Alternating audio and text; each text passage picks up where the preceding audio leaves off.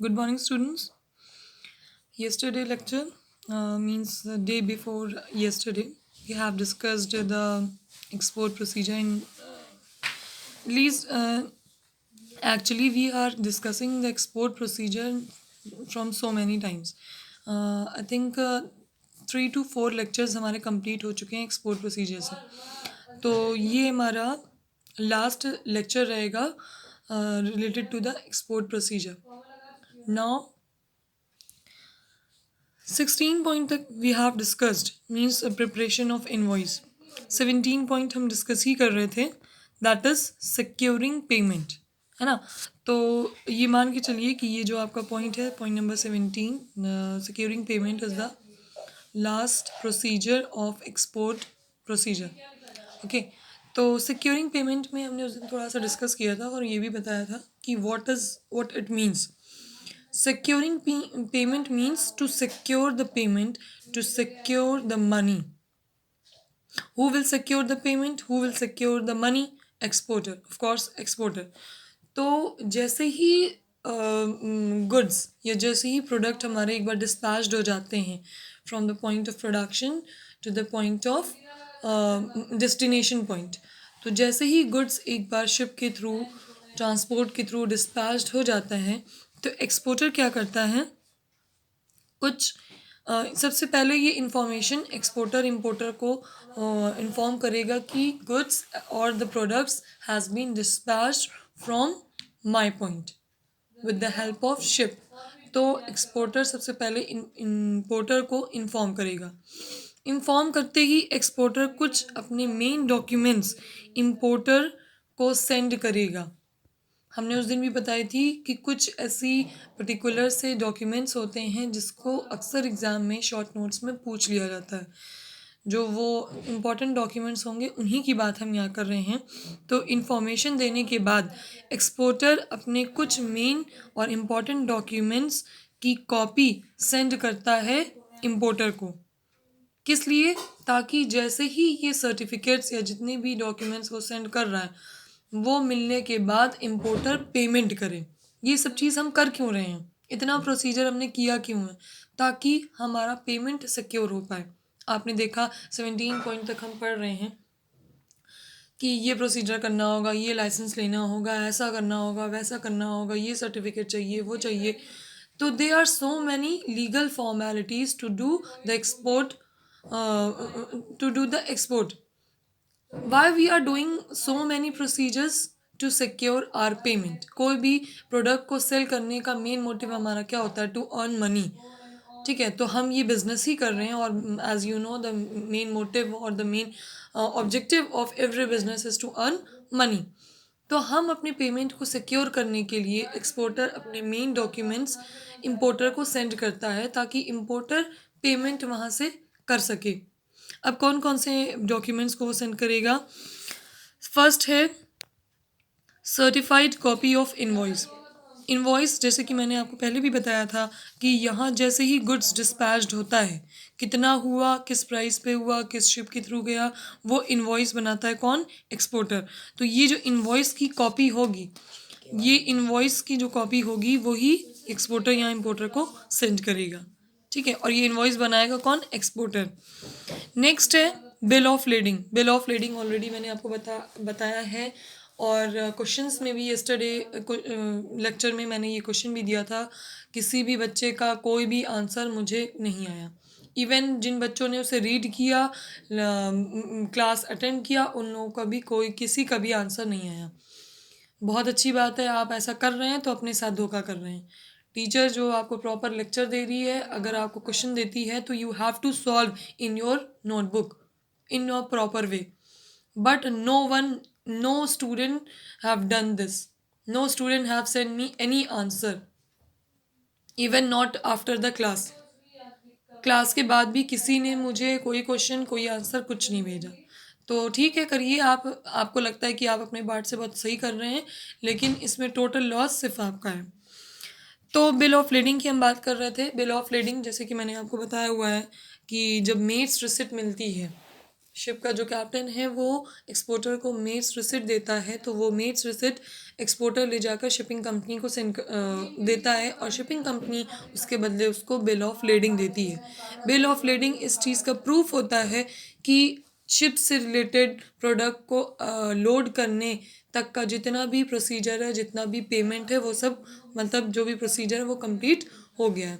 तो इसके बदले शिपिंग कंपनी एक्सपोर्टर को क्या देती है? Bill of lading. मैंने पहले भी बताया हुआ है, बिल ऑफ लेडिंग की 3 कॉपी होती है, एक एक्सपोर्टर लेता है और एक शिप का कैप्टन लेता है और एक इंपोर्टर को जाती है। तो ये जो तीसरी वाली कॉपी है इंपोर्टर के लिए, वही कॉपी बिल ऑफ लेडिंग की यहाँ सेंड होगी। थर्ड है पैकिंग लिस्ट। पैकिंग लिस्ट में जैसे कि आपने जाना हुआ है कि किस तरह की पैकिंग होगी, क्या मार्किंग होगी, पैकिंग पे क्या क्या उन्होंने मार्क किया हुआ है, इंपोर्टर का नेम, एड्रेस। जैसे कि अक्सर आप भी ऑनलाइन शॉपिंग करते हैं तो आपने देखा होगा ऊपर मार्किंग रहती है, name, address, contact number, order number, name of the product, quantity of the product, actual amount of the product, ये सारी मार्किंग होती है। तो उसकी पैकिंग लिस्ट वो चीज़ यहाँ सेंड होगी। इंश्योरेंस पॉलिसी, मतलब जो प्रोडक्ट आप सोल्ड कर रहे हैं, जो प्रोडक्ट आप यहाँ से डिस्पैच करके आपने भेजा है, रास्ते में डैमेज ना हो और किसी भी रिस्क के अगेंस्ट क्या आपने पॉलिसी लिया या नहीं, तो उसकी इंश्योरेंस पॉलिसी की एक copy plus certificate of origin. जैसे कि मैंने ऑलरेडी आपको बताया हुआ है कि सर्टिफिकेट ऑफ ओरिजिन क्या होता है? It's a proof that the product has been actually manufactured in the exporter's country। इस चीज़ का प्रूफ होता है सर्टिफिकेट ऑफ ओरिजिन। इसकी एक कॉपी सर्टिफिकेट ऑफ ओरिजिन को देने का एक मकसद ये भी होता है कि जिस कंट्री में आपका प्रोडक्ट गया है उनसे आप कुछ टैक्स कंसेशन या टैरिफ कंसेशन मिल जाते हैं अगर आप ये सर्टिफिकेट ऑफ ओरिजिन देते हैं तो। ठीक है, तो ये जाएगी। Letter of credit. Letter of credit किस लिए जाता है? ताकि फ्यूचर में पेमेंट हो सके। इस चीज़ का प्रोमिसरी एक तरह का नोट या लेटर कि you are promising me, you importer have to promising to the exporter that I will make the payment in the future for whole the amount. पूरे आपके प्रोडक्ट का अमाउंट जितना भी होगा उसका हम फ्यूचर में पेमेंट करेंगे। इस चीज़ का एक लेटर होता है, प्रोमिसरी नोट होता है, जिसको हम लेटर ऑफ क्रेडिट कहते हैं। तो ये सारे डॉक्यूमेंट्स एक्सपोर्टर इंपोर्टर को भेजता है। लेकिन देखिए एक बहुत इंपॉर्टेंट बात बोल रहा है, the exporter send these documents through his और हर बैंकर। जाहिर है अपना तो वो डायरेक्टली सेंड करेगा नहीं इंपोर्टर को, बैंकर के थ्रू ये सारी इंपॉर्टेंट डिटेल्स एक्सपोर्टर इंपोर्टर को सेंड करता है। लेकिन with instruction that these documents must be delivered to the importer only when he accepts a bill of exchange. इन सब के साथ साथ ये सारे डॉक्यूमेंट्स अपने बैंकर को ये इंस्ट्रक्शन एक्सपोर्टर देता है कि ये सर्टिफिकेट्स, ये सारे डॉक्यूमेंट्स आप तभी दीजिएगा जब इंपोर्टर बिल ऑफ एक्सचेंज को एक्सेप्ट कर ले। और मुझे नहीं लगता कि बिल ऑफ एक्सचेंज आप लोगों को इसका मतलब बताने की ज़रूरत है। अकाउंट्स में ऑलरेडी एक चैप्टर है लेंदी बिल ऑफ एक्सचेंज, जो सर अभी आपके पढ़ा भी रहे हैं। तो बिल ऑफ एक्सचेंज क्या होता है? एक ऐसा बिल कि जिसके थ्रू या जिसके प्रूफ में अगला बंदा आपको पेमेंट करे, that is the bill of exchange. ठीक है, तो एक्सपोर्टर अपने बैंकर को ये इंस्ट्रक्शंस देता है कि जितने भी डॉक्यूमेंट्स हम आपको भेज रहे हैं, मतलब बैंक को भेज रहे हैं, आप तभी इंपोर्टर को दीजिएगा जब वो हमारा दिया हुआ बिल ऑफ एक्सचेंज एक्सेप्ट कर ले। जब तक बिल ऑफ एक्सचेंज एक्सेप्ट नहीं होगा इंपोर्टर की तरफ से, तब तक पेमेंट नहीं होगी। और पेमेंट हो जाए और पेमेंट ना हो पाए और ये सारे डॉक्यूमेंट सबमिट हो जाएं तो फिर बहुत प्रॉब्लम होती है। ठीक है, तो सारे डॉक्यूमेंट्स कलेक्ट कर ले इंपोर्टर और पेमेंट ना करे तो फिर वो बहुत क्रिटिकल सिचुएशन हो जाती है। तो इसीलिए एक्सपोर्टर और पेमेंट को सिक्योर करने के लिए एक्सपोर्टर अपने बैंक को इंस्ट्रक्शंस देता है कि ये सारे डॉक्यूमेंट्स आप तभी दीजिएगा जब वो बिल ऑफ एक्सचेंज एक्सेप्ट कर ले। बिल ऑफ एक्सचेंज एक्सेप्ट कर लेगा तो इस चीज़ की श्योरिटी होगी, इस चीज़ का सिक्योर होगा कि पेमेंट फ्यूचर में होगा ही होगा। और पेमेंट तभी होगा जब वहाँ सामान पहुँच जाएगा और इम्पोर्टर को मिल जाएगा। अब देखिए यहाँ तक तो ऑलरेडी हमने डिस्कस किया हुआ था। मेन जो हमारा आज का लेक्चर था वो है इम्पोर्टर बिल ऑफ एक्सचेंज दो तरह से एक्सेप्ट कर सकता है। डॉक्यूमेंट्स अगेंस्ट साइट या ड्राफ्ट, जिसको हम ड्राफ्ट कहते हैं, ड्राफ्ट के थ्रू, या डॉक्यूमेंट्स अगेंस्ट एक्सेप्टेंस। जो bill of exchange exporter importer को सेंड करता है, वो दो तरह से इंपोर्टर उसे एक्सेप्ट कर सकता है। दो तरीके होते हैं, एक तो ड्राफ्ट के थ्रू और एक एक्सेप्टेंस के थ्रू। चलिए इसको पढ़ते हैं। डॉक्यूमेंट्स अगेंस्ट साइट, जिसको हम ड्राफ्ट कह रहे हैं, इसमें क्या होता है, in this case the documents are handed over only against payment. कह रहे हैं ये जो तरीका होता है, मतलब ड्राफ्ट जब जो डॉक्यूमेंट्स अगेंस्ट साइट जिसको हम ड्राफ्ट कह रहे हैं, इसका मतलब होता है कि इंपोर्टर को डॉक्यूमेंट्स तभी हाथ में दिए जाएंगे जब वो पेमेंट करेगा। देखिए बहुत साफ साफ इसमें लिखा है कि the documents are handed over only against payment. Payment आप देंगे तभी आपको ये डॉक्यूमेंट्स एक्सपोर्टर की तरफ से इंपोर्टर को दिया जाता है। लेकिन कौन देगा? बैंक देगा on the behalf of exporter. वो कहते हैं ना कि एक हाथ दीजिए एक हाथ लीजिए, तो वही वाला आ रहा है कि डॉक्यूमेंट्स आपको मिलेंगे जब आप पेमेंट उसका करेंगे। तो ये तो फर्स्ट टाइप हो गया डॉक्यूमेंट्स अगेंस्ट साइट, मीन्स जिसको हम ड्राफ्ट कह रहे हैं। दूसरा हमारा होता है documents against acceptance. In this case, the documents are handed over when the importer accepts the bill of exchange and agrees to make payment in a specific period of time. एक तो ये हो गया कि हम आपको पेमेंट, आप हमको पेमेंट करेंगे तभी हम आपको डॉक्यूमेंट अपने सारे सबमिट करेंगे। तो ये फर्स्ट वाला टाइप हो गया डॉक्यूमेंट्स अगेंस्ट साइट। दूसरा वाला है एक्सेप्टेंस, मतलब जब आप हमारा बिल ऑफ एक्सचेंज एक्सेप्ट करेंगे और इस चीज़ की श्योरिटी देंगे कि विद इन टाइम पीरियड, जो एक्सपोर्टर आपको टाइम पीरियड दे रहा है उस टाइम पीरियड के अंदर ही अंदर आप पेमेंट कर देंगे, तभी आपको डॉक्यूमेंट्स सबमिट किए जाएंगे, अदरवाइज नहीं किए जाएंगे।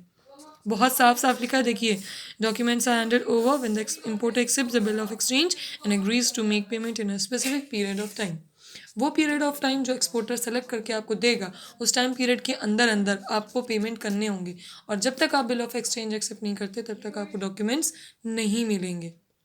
तो यही दो मेन जो हमारे टाइप्स होते हैं बिल ऑफ एक्सचेंज के, ये इन दोनों में से कोई एक पे इंपोर्टर को एक्सेप्ट करना होता है, चाहे वो ड्राफ्ट के थ्रू करे और चाहे ये सेकेंड वाला ऑप्शन करे।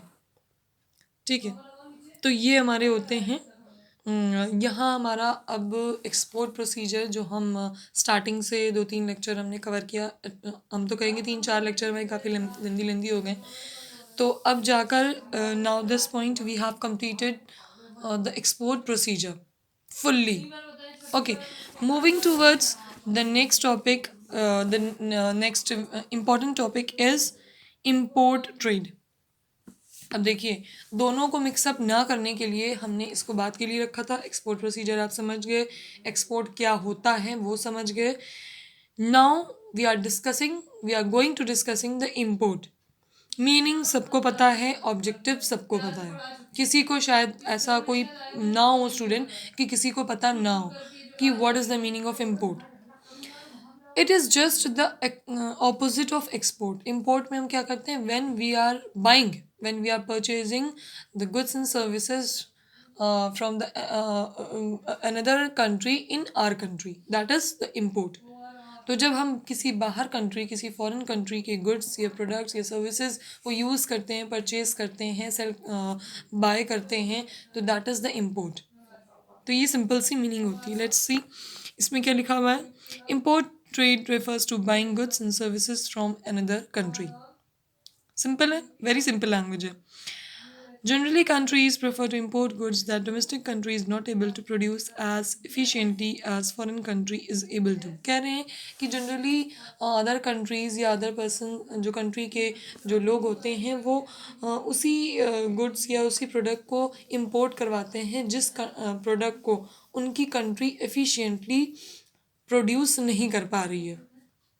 जाहिर है हम उसी प्रोडक्ट को इंपोर्ट करेंगे जो प्रोडक्ट हमारे कंट्री में नहीं बनते, या बनते हैं तो उतने एफिशिएंटली नहीं बन पाते। ठीक है, तो उसको हम इंपोर्ट करते हैं।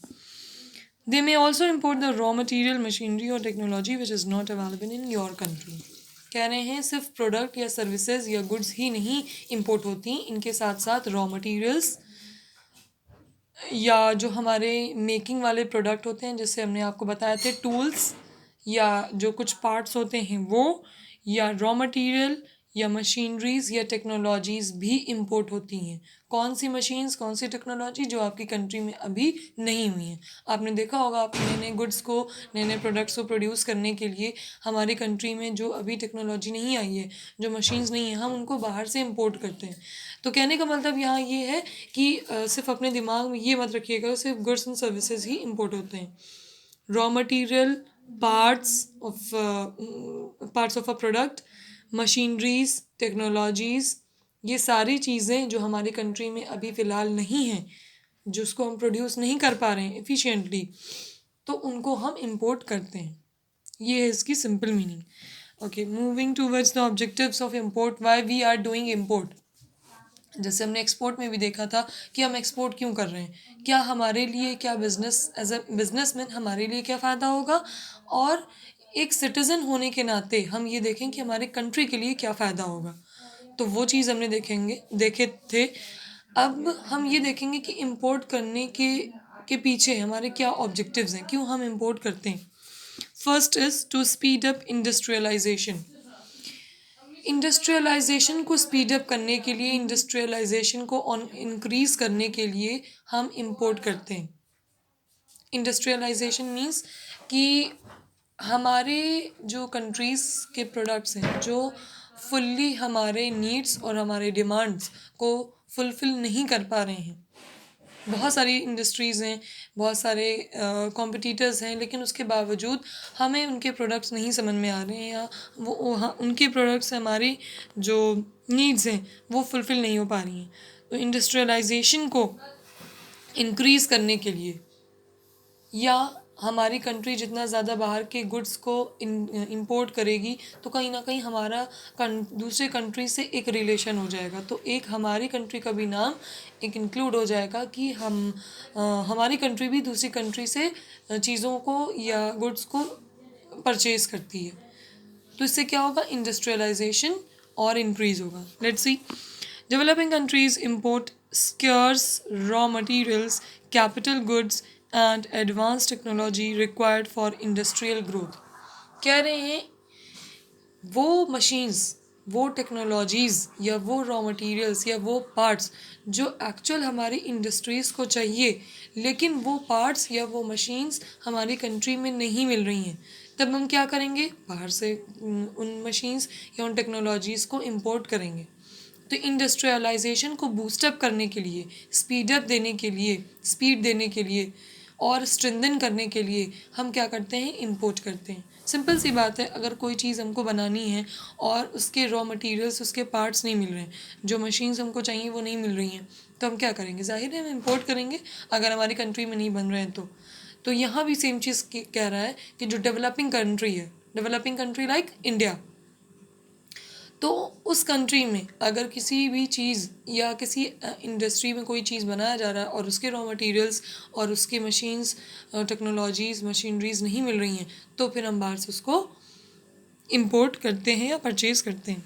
Okay, next is to meet consumer demand. यही सेकेंड वाला पॉइंट अभी जो हमने आपको पहले बताया कि कस्टमर की demand up to the preference, अगर कोई प्रोडक्ट फुलफ़िल नहीं हो पा रहा है किसी प्रोडक्ट से, तो कस्टमर की डिमांड पे हम गुड्स को इंपोर्ट करते हैं। बहुत सारे ऐसे प्रोडक्ट हैं जो हमारी कंट्री में बनते हैं, लेकिन उसके बावजूद उनकी क्वालिटी इतनी अच्छी नहीं होती, तो कस्टमर उनको नहीं यूज़ करते हैं। और वही बाहर से इम्पोर्टेड कोई प्रोडक्ट है और उसकी क्वालिटी बेस्ट है, तो हम उसे यूज़ करेंगे। तो दैट इज़ कि हमारा जो प्रोडक्ट है हमारी कंट्री का, वो हमारे अप टू द डिमांड नहीं है, हमारी डिमांड उसमें फुलफ़िल नहीं हो पा रही है, तो कस्टमर की डिमांड के लिए भी हम गुड्स को इम्पोर्ट करते हैं। Next is to improve standard of living. जब हम बाहर की चीज़ों को, बाहर के कंट्रीज़ के इम्पोर्टेड और हाई क्वालिटी चीज़ों को यूज़ करेंगे, तो जब हम गुड्स हाई क्वालिटी के यूज़ कर रहे हैं, जब हम प्रोडक्ट्स हाई क्वालिटी के यूज़ कर रहे हैं, तो कहीं ना कहीं हमारा खुद का एज अ इंडिविजुअल अगर हम बात करें तो स्टैंडर्ड ऑफ लिविंग इंक्रीज़ होगा। आप लोग खुद इन जनरल देखिए कि कोई फैमिली है, आप देखते होंगे कि अरे आप अक्सर लोगों को कहते सुना होगा कि भैया ये बहुत इम्पोर्टेड, इनके यहाँ तो बस इम्पोर्टेड ही सामान आता है, अच्छी फैमिली है, स्टैंडर्ड जो है चीज़ें क्वालिटी वाइज ये यूज़ करते हैं। तो हमारी जब खुद एक अपनी खुद की आइज़ में एक पर्टिकुलर फैमिली के लिए इतनी अच्छी रेपुटेशन बन गई, क्यों? क्योंकि ये इंपॉर्टेंट गुड्स यूज़ करते हैं। तो कहीं ना कहीं जब हम क्वालिटी वाइज बाहर के गुड्स को, इंपोर्टेड गुड्स को यूज़ करेंगे तो हमारा स्टैंडर्ड ऑफ लिविंग इंक्रीज हो गया। तो इसके लिए भी हमें ज़रूरत होती है। Next is to overcome natural calamities. Natural calamities means कि अर्थक्वेक हो गया, ड्रॉट हो गया, इन सब से को सॉल्व आउट करने के लिए, इन सब से देखिए कोई भी चीज़, कोई भी नेचुरल कैलामिटीज़ को आप रोक नहीं सकते हैं। अर्थक्वेक आना है, ड्रॉट आना है या फ्लड आना है, कोई कोई रोक पाया नहीं। लेकिन उससे बचने के जो तरीक़े हैं हम उसको अडॉप्ट कर सकते हैं, ताकि कहीं ना कहीं जो उससे होने वाले लॉस हैं हम उसको कम कर सकें। लॉस कभी भी रिमूव नहीं होता है, ठीक है? बिजनेस है तो लॉस है, रिस्क है, तो कभी भी हम लॉस को एकदम से रिमूव नहीं कर सकते। हाँ, उससे होने वाले जो लॉस हैं उनको हम कम ज़रूर कर सकते हैं। तो नेचुरल कैलामिटीज़ जैसे कि ड्रॉट हो गया, अर्थक्वेक हो गया, फ्लड हो गया, ठीक है, इनसे बचने के लिए हम इम्पोर्ट करते हैं। अब आप कहेंगे क्यों? तो देखिए यार क्या लिखा हुआ है, ड्रॉट, फ्लड, अर्थक्वेक में क्रिएट famine situation.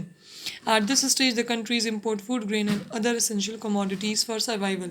जब कभी किसी कंट्री में आपने देखा होगा कि किसी कंट्री में फसल नहीं हुई, ड्रॉट पड़ गया, सूखा हो गया, या हमने खेती की थी, हमने एग्रीकल्चर किया था, अचानक से बाढ़ आ गई, पूरा सब कुछ ख़त्म हो गया, या फिर हमने बहुत अच्छे हमने करके रखा हुआ था, सब मशीन्स बनाई थी, टूल्स बनाई थी, सब कुछ इंतज़ाम किया था, बड़ी बड़ी हैवी मशीन्स, हैवी टेक्नोलॉजीज़ भी बनाई थी, लेकिन अर्थक्वेक आ गया या ड्रॉट पड़ गया, सूखा पड़ गया, तो उस सिचुएशन में क्या होगा कि हमारे पास खाने के लिए फूड ग्रेन्स नहीं होंगे, हमारे पास प्रॉपर सर्वाइवल के लिए चीज़ें नहीं होंगी। तो हम उस केस में क्या करेंगे? ज़ाहिर है जब हमारे पास नहीं होंगी तो हम क्या करेंगे? इम्पोर्ट करेंगे। तो कह रहे हैं नेचुरल कैलामिटीज़ की सिचुएशन में कहीं ना कहीं इम्पोर्ट हमें बहुत हेल्प करता है। कभी सोचा है जिस कंट्री में ड्रॉट पड़ जाता है, सूखा पड़ जाता है, तो वहाँ के लोगों को कितनी प्रॉब्लम होती है फूड ग्रेन या पर्सनल सर्वाइवल के लिए? तो वो सिचुएशन में वो कंट्री क्या करेगी? इम्पोर्ट करेगी दूसरी कंट्री से, ठीक है, जिस भी चीज़ की ज़रूरत होगी। तो यहाँ पर हमें इम्पोर्ट की ज़रूरत होती है। Next and the last one is to ensure national defence. National defence के लिए आप जानते हैं कि जो वेपन्स होते हैं या जो डिफेंस के जितने भी हमारे पास इंस्ट्रूमेंट्स आते हैं वो हमारी कंट्री में प्रोड्यूस नहीं होते। बहुत ही ऐसे कम वेपन्स हैं जो हमारी कंट्री में हमारी कंट्री प्रोड्यूस करती है। ज़्यादातर वेपन्स हैं या इंस्ट्रूमेंट्स वगैरह हैं वो बाहर से इम्पोर्ट किए जाते हैं। तो नेशनल डिफेंस के लिए भी हमें इम्पोर्ट किया जाए। यहाँ लिखा भी हुआ है, countries like India import defence equipments for its armed forces, navy and air force to ensure its sovereignty and integrity. ठीक है, तो जो इंस्ट्रूमेंट्स होते हैं, जो वेपन्स होते हैं, जो इक्विपमेंट्स होते हैं नेशनल डिफेंस नेवी के लिए हमारी कंट्री बाहर से इम्पोर्ट करती है। ये सबको पता है कि हमारी कंट्री उस टाइप के इक्विपमेंट्स बना ही नहीं रही है जो बाहर के टेक्नोलॉजीज़ और बाहर के मशीनरीज इक्विपमेंट्स बना रहे हैं। तो इसके लिए भी हमें इम्पोर्ट की ज़रूरत पड़ती है। और बहुत सारे ऐसे रीजंस हैं, अगर आपको एग्ज़ाम्स में कभी याद ना आए कि बुक में क्या था या एक्चुअल मीनिंग या actual topic, particular topic particular point ना याद आए, तो आप उस केस में तो हम यही सजेस्ट करेंगे कि अगर आपको वो मतलब हेडिंग नहीं याद आ रही है, प्रॉपर हेडिंग, तो फिर आप उसको हेडिंग मत डालिएगा, अपने वर्ड्स में पॉइंट्स में लिख दीजिएगा। लेकिन वो पॉइंट आपका अप टू द टॉपिक होना चाहिए। टॉपिक से हटकर कुछ भी ये आलतू फालतू कोई भी चीज़, कोई भी वर्ड नहीं होगा, वरना उस पर फिर आपको मार्क्स नहीं मिलेगा। और बाद में कोई ये नहीं कहेगा कि मैम ने ही तो बताया था कि कुछ भी लिख दीजिए। कुछ भी मीन्स कि it should be up to the topic, अगर आपको बुक का नहीं याद है तो। वैसे ऐसे बहुत सारे पॉइंट्स हैं, आप लिख सकते हैं। इम्पोर्ट, सभी लोग इम्पोर्ट कुछ ना कोई सामान फैमिली में आया ही होगा कभी ना कभी, और हम लोग इम्पोर्टेड गुड्स कहीं ना कहीं इनडायरेक्टली या डायरेक्टली यूज़ कर ही लेते हैं। तो उसके भी आप ऑब्जेक्टिव्स या बेनिफिट्स लिख सकते हैं कि क्यों हमको ज़रूरत पड़ती है इम्पोर्ट की। ठीक है, तो आज के लेक्चर में ठीक है यहीं तक करते हैं, ज़्यादा हो रहा है टाइम। नेक्स्ट लेक्चर में नेक्स्ट लेक्चर में हम डिस्कस करेंगे इम्पोर्ट प्रोसीजर। जैसे हमने एक्सपोर्ट प्रोसीजर पढ़ा, देखा आपने 17 पॉइंट तक था, काफ़ी लंबी है। इम्पोर्ट प्रोसीजर भी कुछ उसी तरह का है। जैसे एक्सपोर्टर मेहनत करता है अपने गुड्स को सेल करने के लिए, ताकि हमारा गुड्स दूसरी कंट्री में प्रॉपरली पहुंच जाए, हमें प्रॉपरली पेमेंट मिल जाए, तो उसके लिए इतना वो जो है प्रोसीजर करते हुए आ रहा है। वैसे ही इम्पोर्टर भी कुछ प्रोसीजर्स होते हैं जो इम्पोर्टर को परफॉर्म करने होते हैं।